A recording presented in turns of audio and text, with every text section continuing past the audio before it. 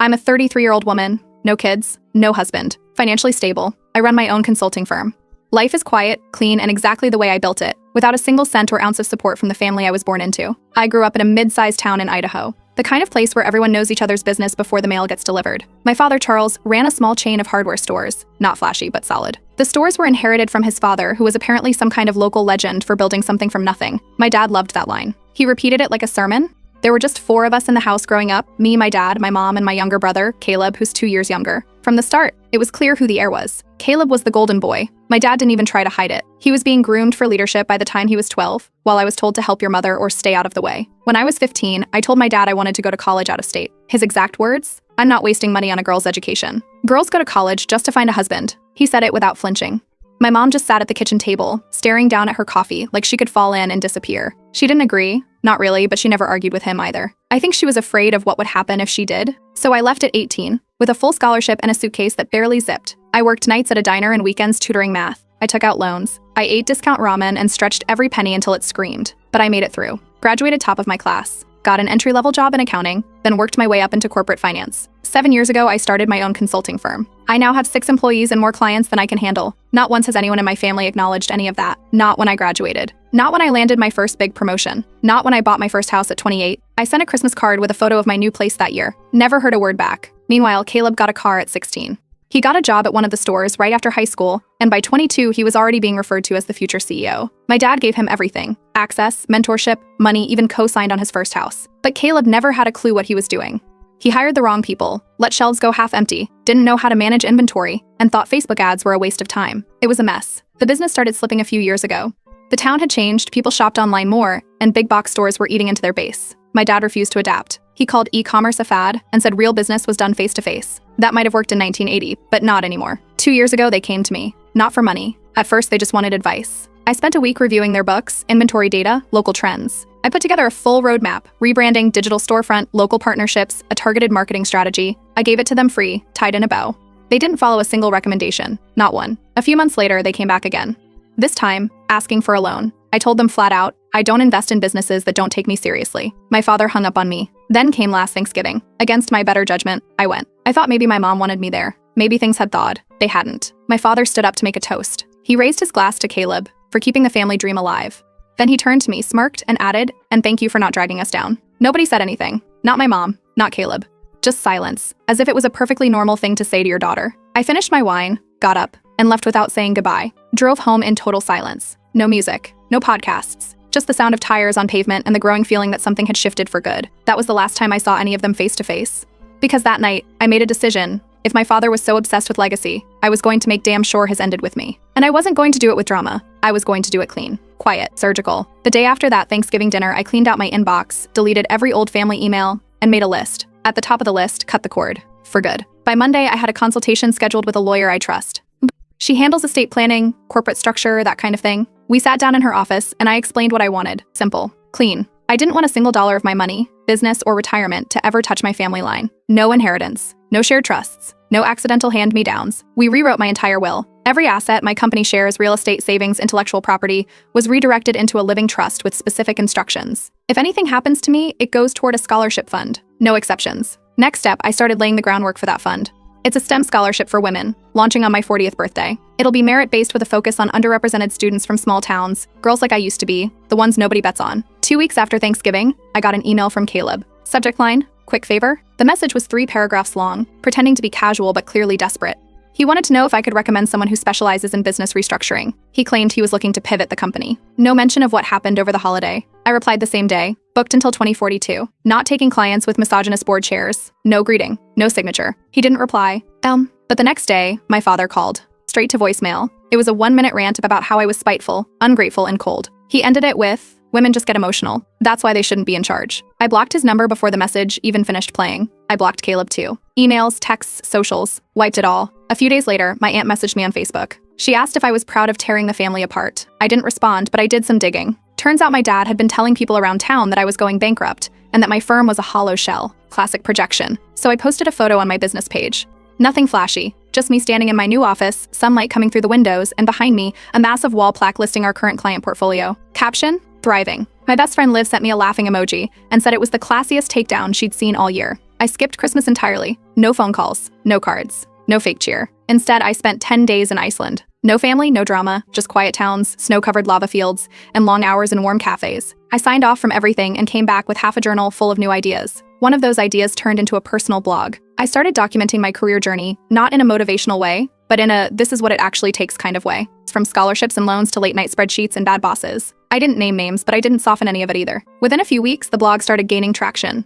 People were sharing it. A few women reached out to say it reminded them of their own stories. One even told me she forwarded it to her daughter. Then came the final mail. 6 months before, I had quietly formed an LLC. No ties to my real name, no family connection, totally untraceable. Through that LLC, I purchased the commercial property that 2 of my father's hardware stores leased from. They had no idea it was me. The leases expire in 18 months. I've already decided I won't renew them. No announcement, no warnings. Just a quiet shutdown, the same way they ignored every warning sign about digital sales and proper staffing. They chose to run things like it was still 1994. Let them deal with the consequences in real time. And just like that, the legacy my father clung to started slipping through his fingers, while I kept building mine brick by brick, with no help from anyone who shared my last name. A month after locking down the will and finalizing the LLC purchase, I met with a real estate attorney just to double-check the terms of the leases tied to my father's stores. The paperwork was airtight. I had full discretion. If I chose not to renew when they expired in 18 months, there was nothing they could do. No clauses, no protections. Not even a buyout option unless I offered it. A week later, I got an email through the contact form on my blog. No name, just an anonymous address. Attached were 8 photos from inside one of my father's stores. Empty aisles. A broken HVAC unit with a handwritten sign taped to it. Rusty shelves with outdated packaging.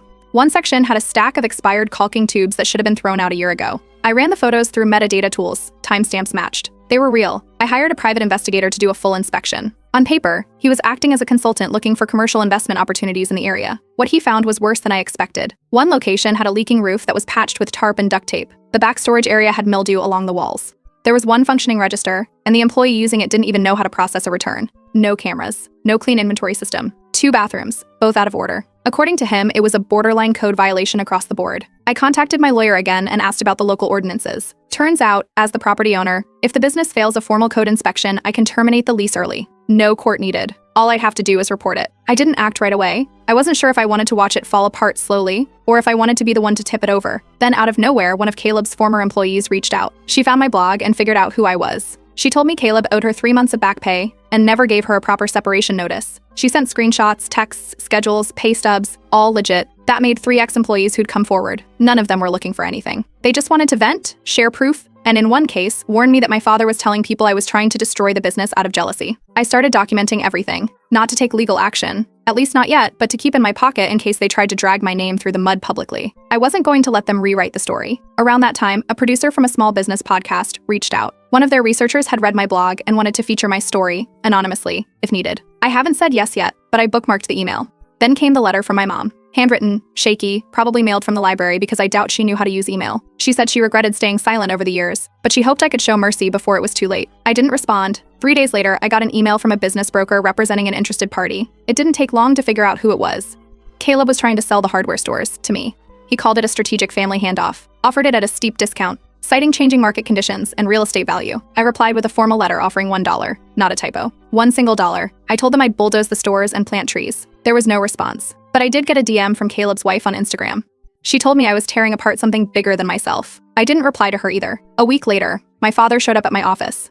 He made it past the building's front desk, but got stopped at my firm's reception. Security escorted him out before he could step into the main hallway. He left behind a sealed envelope. Inside was a single sheet of paper, written in all caps with shaky handwriting, "Your success is hollow. Family is forever." I threw it in the shredder. But I kept the envelope. I don't know why. That night, I started journaling again. Not to document anything. Not to process what happened. Just to clear my head. Nothing in that journal is about them.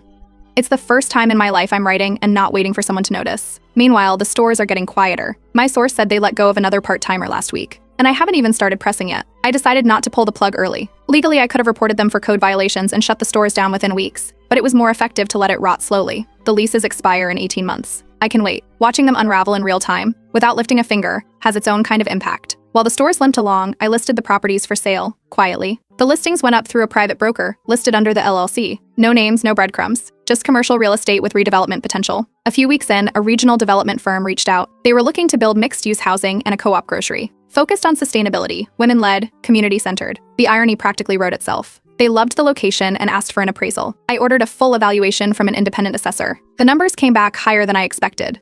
Even with the buildings in poor shape, the land alone was worth more than the whole hardware chain had made the last fiscal year. And meanwhile, the internal collapse continued. One of my contacts, a former employee of Caleb's, forwarded me a mass layoff email. Caleb had cut half the remaining staff, blaming seasonal downturns and budget realignment.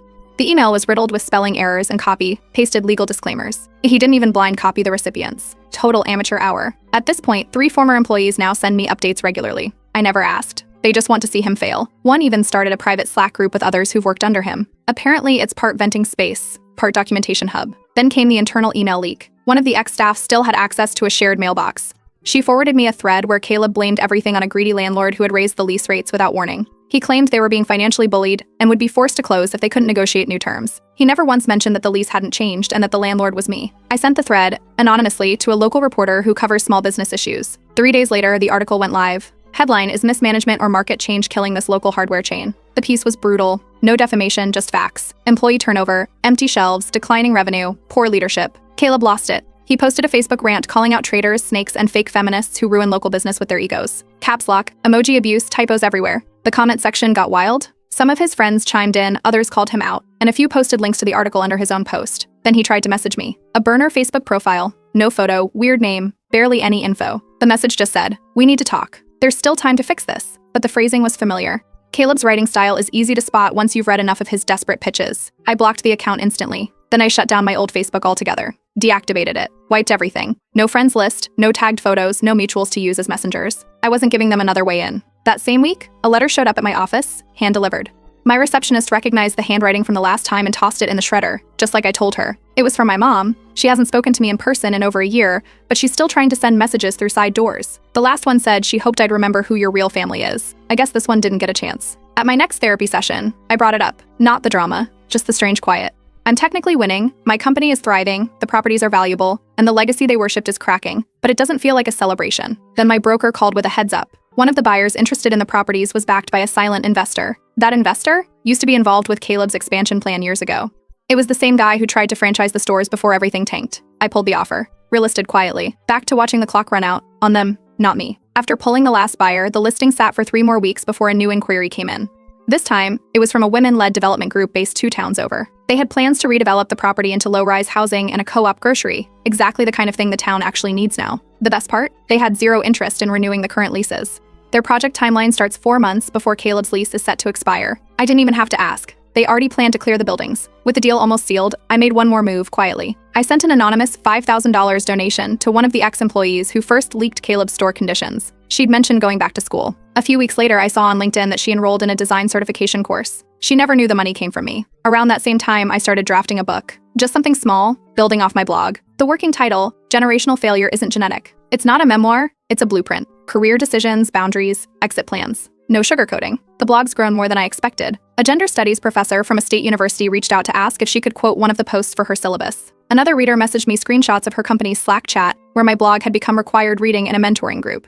Meanwhile, back in my hometown, my father's version of the story is spreading. An old high school friend, one of the few neutral ones left, messaged me. Apparently, my dad's telling people I ran a smear campaign out of jealousy, that I couldn't handle being outshined by Caleb, so I torched the business out of spite. I didn't respond to the rumors. I wrote a blog post instead. It wasn't angry, just direct. I laid out the full timeline, what I was offered, what I declined, what I documented. I ended it by saying, this wasn't revenge. This was me saying no, loud enough for them to hear it this time. I finally accepted the podcast interview that had been sitting in my inbox. We recorded it over Zoom, edited it for privacy, and it went live on a Tuesday morning. By that evening, my inbox was flooded. Small business owners, students, teachers, strange daughters, people who'd never spoken up until they heard someone else go first. 2 women in business conferences sent speaking invitations. I accepted one. I'll be a panelist next fall. And then something happened that I didn't expect. A letter arrived at my office, addressed in careful handwriting. Inside was a note from Caleb's 7-year-old daughter. She said she didn't understand everything that was happening, but she hoped we could be friends one day. She liked art and swings and her new shoes.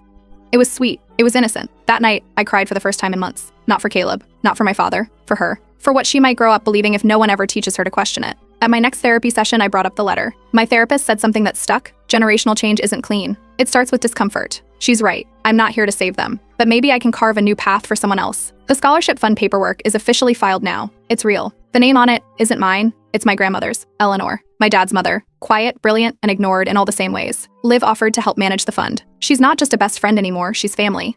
The kind I got to choose. Last weekend, I drove through town for the first time in 5 years. I didn't stop, just slowed down as I passed one of the stores.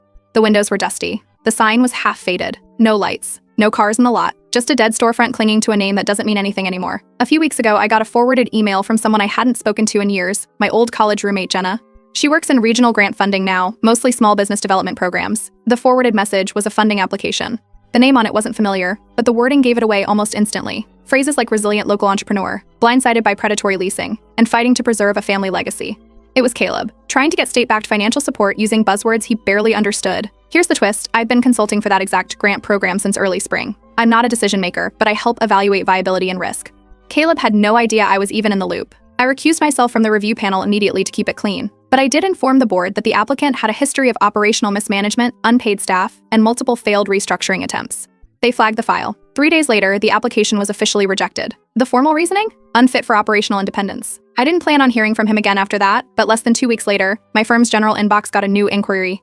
The sender claimed to be with a company called West Pines Tools, looking for help optimizing a regional supply chain model. The writing style was familiar. Too familiar. Same grammar quirks. Same overuse of passive voice. I had it trace the email's metadata. It pinged back to a device associated with Caleb's previous business registration, and another burner. We blocked the domain permanently. After that, I asked my tech guy to build out a digital firewall, personal and professional, website protections, IP tracing, social blocks, and admin-only access across all platforms. No more loopholes. No more random messages slipping through. Around the same time, an ex-employee contacted me through Proton Mail. Said 2 of the remaining stores were expected to shut down by end of quarter. One already cut operating hours to just weekends.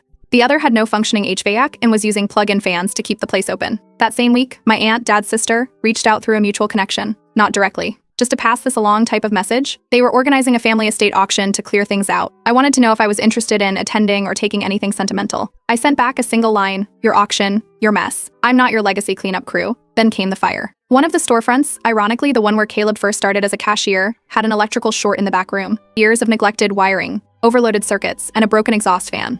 It didn't burn the building down, but the smoke damage hit everything in storage. The insurance payout barely covered the cleanup.